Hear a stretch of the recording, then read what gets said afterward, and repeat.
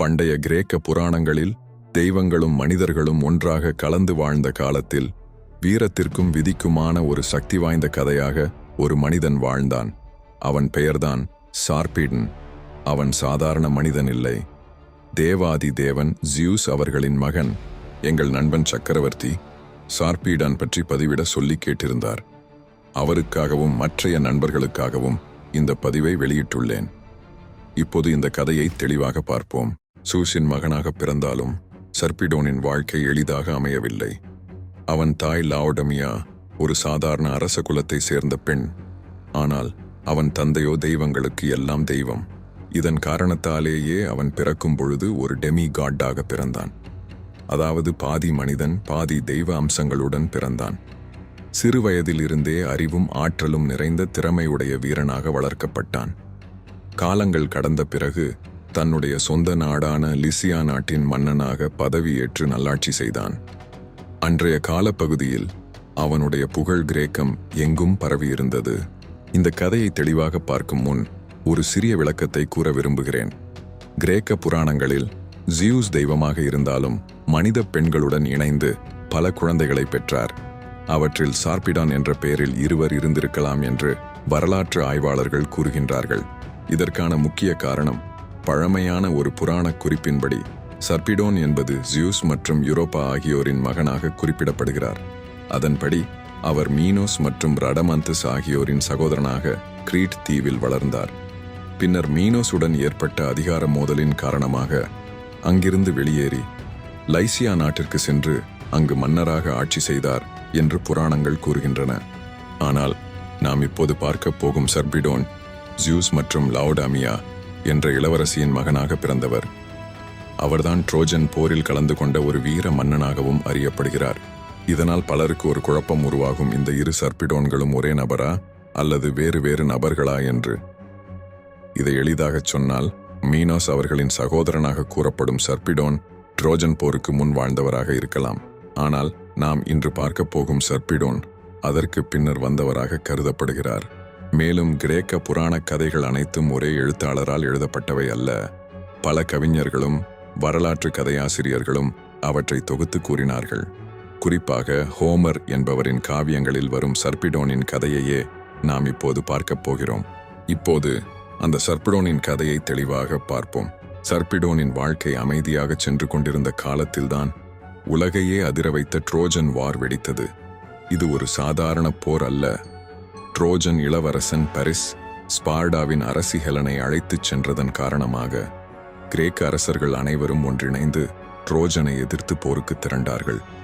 கிரேக்கர்களை எதிர்த்து தனியாக இந்த போரில் நிலைத்து நிற்க முடியாது என்பதை உணர்ந்த இளவரசரும் படைத்தலைவருமான ஹெக்டர் மற்றும் ட்ரோஜன் அரச குடும்பம் தங்களின் கூட்டாளிகளான வெளிநாட்டு மன்னர்களிடம் உதவி கேட்டார்கள். அந்த அழைப்பை ஏற்ற முக்கியமானவர்களில் ஒருவன்தான் சார்பிடான். இந்த போரில் சார்பிடன் ட்ரோஜன் பக்கம் நின்றதற்கான முக்கிய காரணம் மரியாதை, நட்பு மற்றும் ஹெக்டருடன் இருந்த உறவு. அழைப்பை ஏற்ற சார்பிடன் தனது லிசியா நாட்டின் படையினருடன் போர்க்களத்தில் கால் பதித்தான். அங்கு அவன் ஒரு சாதாரண மன்னனாக அல்ல, ஒரு அசாதாரண போர் வீரனாக திகழ்ந்தான். போரில் கிரேக்க படையினருக்கு சவாலாக நின்ற வீரர்களில் சர்பிடோனும் ஒருவன். தன்னுடைய வீரத்தால் பல கிரேக்க வீரர்களை தோற்கடித்தான்.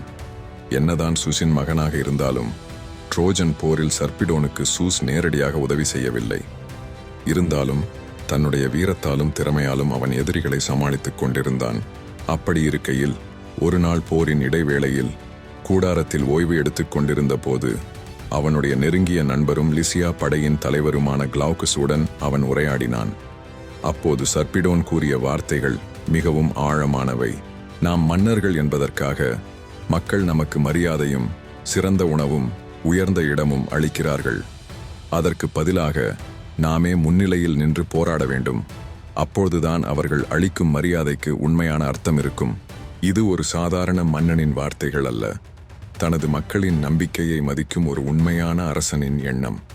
தனது கடமையை உணர்ந்த தலைவராக மக்களுக்கு நல்லாட்சி வழங்க வேண்டும் என்ற உள்ளார்ந்த பொறுப்புணர்வு அப்போது அவனின் வார்த்தைகளில் தெளிவாக வெளிப்பட்டது.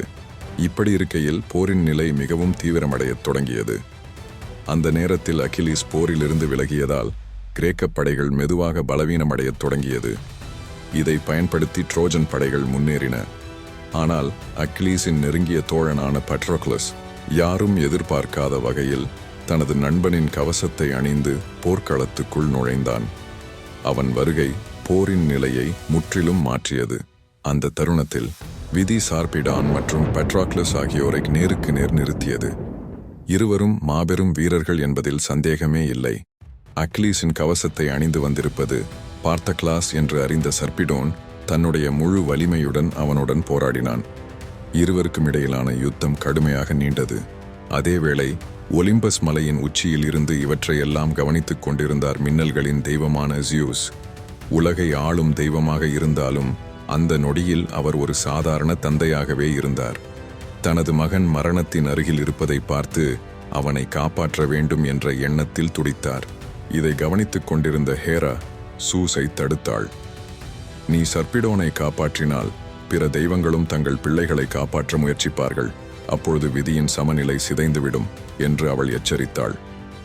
இது ஒரு உண்மையான காரணமாக இருந்தாலும் ஹேராவின் உள்ளத்தில் வேறு உணர்வுகளும் இருந்தன. ஜூஸ் மற்ற பெண்களுடன் கொண்ட உறவுகளை அவள் மனதளவில் வெறுத்தாள்.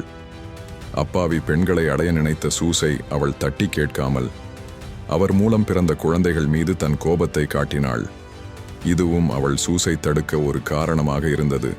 இறுதியில் ஜியூஸ் ஒரு கடினமான முடிவை எடுத்தார். தனது மகனை விதிக்கே ஒப்படைத்தார். போர்க்களத்தில் சார்பிடான் மற்றும் பட்ரோக்ளஸ் மாபெரும் சண்டையில் ஈடுபட்டனர். ஈட்டிகள் பறந்தன, கவசங்கள் உடைந்தன, நிலம் அதிர்ந்தது. இறுதியில் பார்த்தக்ளாஸ் தனது ஈட்டியால் சர்பிடோனை வீழ்த்தினான். அந்த நொடியில் ட்ரோஜன் மண்ணில் தனது இறுதி மூச்சை விட்டு வீர மரணம் அடைந்தான் சார்பிடான். இதை கண்ட சூஸின் மனம் நொறுங்கிப் போனது. தனது மகனை அப்படியே விட்டுவிட மனமின்றி தூக்கம் மற்றும் மரணத்தின் தெய்வங்களான ஹிப்னோஸ் மற்றும் தனாட்டோஸ் ஆகியோரை அனுப்பி சர்பிடோனின் உடலை எடுத்துச் சென்று லைசியா நாட்டில் அடக்கம் செய்யும்படி ஆணையிட்டார். அங்கு அவனுக்கு ஒரு மன்னனாகவும் வீரராகவும் உரிய மரியாதையுடன் இறுதிச் சடங்குகள் செய்யப்பட்டன. சர்பிடோனின் கதை ஒரு போரின் கதை மட்டுமல்ல, அது விதி, தியாகம் மற்றும் தெய்வங்களுக்கு கூட மேலான விதியின் சக்தியை பற்றிய ஒரு ஆழமான உண்மை. ஒரு கேள்வி: தெய்வங்களின் அரசனாக இருந்த ஜியூஸ் கூட தனது மகனை விதியிலிருந்து காப்பாற்ற முடியவில்லை என்றால் இந்த உலகில் மிகப்பெரிய சக்தி விதிதானா? உங்கள் கருத்துக்களை கீழே பதிவிடுங்கள். மேலும் இது போன்ற ஆழமான புராணக் கதைகளுக்காக லைக், ஷேர், சப்ஸ்கிரைப் செய்ய மறக்காதீர்கள். அதுபோல கிரேக்க புராணத்தின் தலை சிறந்த ட்ரோஜன் வார் பற்றியும் அதில் பங்கு பெற்ற மாவீரன் அக்கிலீஸ் பற்றியும் நான் ஏற்கனவே பதிவு செய்துள்ளேன். அதை பார்க்க விரும்பினால் கீழே உள்ள இணைப்பை பயன்படுத்துங்கள். மீண்டும் இது போன்ற ஒரு சுவாரஸ்யமான பதிவில் சந்திக்கின்றேன். அதுவரையில் நன்றி.